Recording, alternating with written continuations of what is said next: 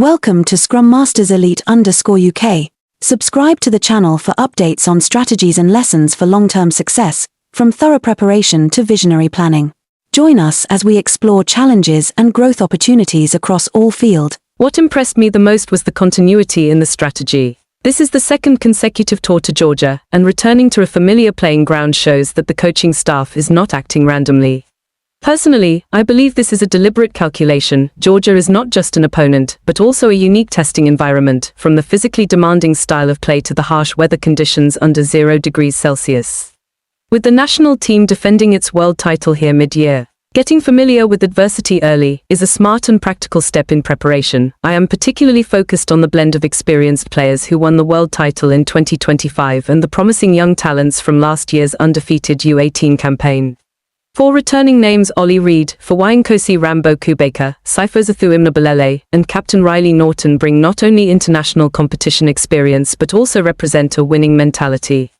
I believe their presence is valuable beyond technical skills. They are the spiritual bridge, role models for the playing standards and training attitude for the newcomers. What stands out to me even more is the long-term vision for 2027. Including players still eligible for the next cycle such as Gert Kemp, Ethan Adams, Marcus Muller, Zekathello Siaya, and Luan Guilherme shows the team is not just focused on the present.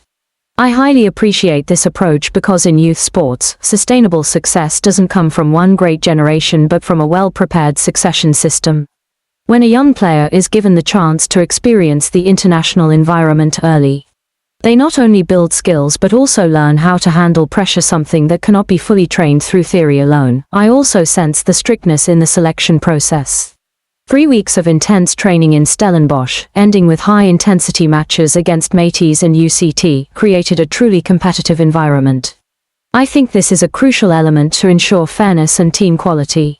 When Coach Foot admitted that narrowing down the list to 31 was difficult, I saw the respect for the effort of the entire training group. No one was left out due to lack of effort. At this level, the line between being selected or not is extremely thin. I cannot overlook the issue of injuries. Vuyo Gwiji, Peter van der Merwe, Alziden Felix, and Vusi Moyo could not participate due to physical concerns. I feel sorry for them, but I also understand that long-term health must take precedence over rushing back. In modern sports, load management and recovery are integral parts of a successful strategy. Keeping them in South Africa to focus on recovery for the upcoming U20 tournament shows that the coaching staff is prioritizing the bigger picture over short-term gain. Another factor I reflect on is the challenge of weather conditions. Playing in sub-zero temperatures, possibly with snowfall, is not only a physical test but a psychological one. I believe it is in these harsh conditions that true resilience is revealed. When the coach says that this is exactly the kind of challenge needed to build recovery ability, I see it as a modern coaching philosophy: don't avoid difficulty, but actively seek it out to grow. The goal of enhancing dominance in set-piece situations and improving team cohesion makes perfect sense. Modern rugby increasingly demands high organization and tight coordination between units. I believe this tour will be a real-life laboratory to test what has been honed during the training camp. Real collisions, real pressure, and real mistakes will help the team see its strengths and weaknesses before the big tournament. What I value most is the honesty in Coach Foot's sharing. He doesn't shy away from acknowledging challenges nor exaggerate accomplishments. Instead, he emphasizes preparation, process, and long-term vision. I sense a spirit of building rather than complacency. After winning the world title, staying humble and continuing to work hard is the hardest part. I have learned many lessons for myself. First, the lesson of preparation. Success doesn't come from a moment of explosion, but from consistent accumulation over time. 3 weeks of intense training, high-intensity friendlies, and a tour in freezing conditions, all of these are the bricks building the foundation for the bigger goal.